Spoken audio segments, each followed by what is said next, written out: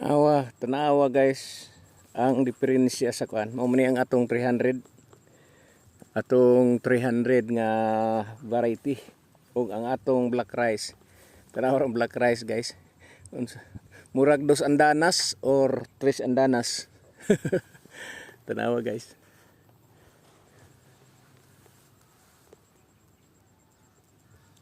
Murag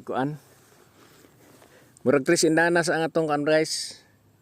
Itong black rice, ingon sila guys, 3 andanas kuno guys, dako kuno abot sa kamatuoran ana kay ingon sila guys, kay sa primerong andana guys humay, sa ikaduhang indana humay, ika 3 andanas humay na guys. So hinog na ang mga tag-as noon, ang mugbo nga kuan hilaw pa, wa magdungan. Itong black rice na mga sagol.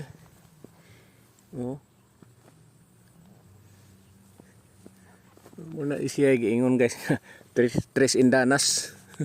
Tanawa guys lain-laing color guys, pero black rice ni siya.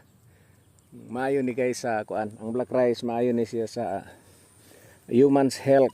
Mao ni maayo kaunon guys sa katulad natong mga edad-edara na, labi na gitong naigibati. Nailanggam sa ilalom guys, nantingog. Awa na, sandanas. Akong tapad guys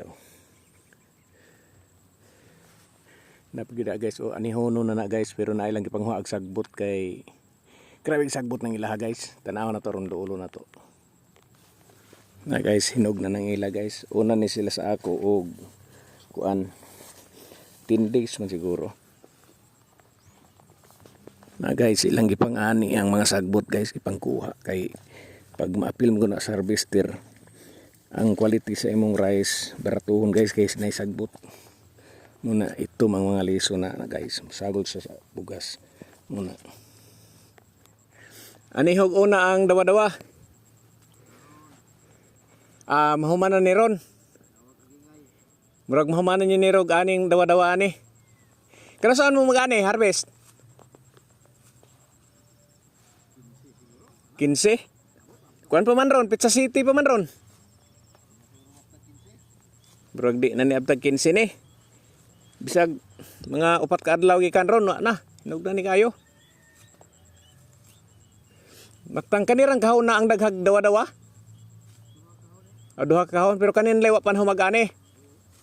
Mahumanan ni ron.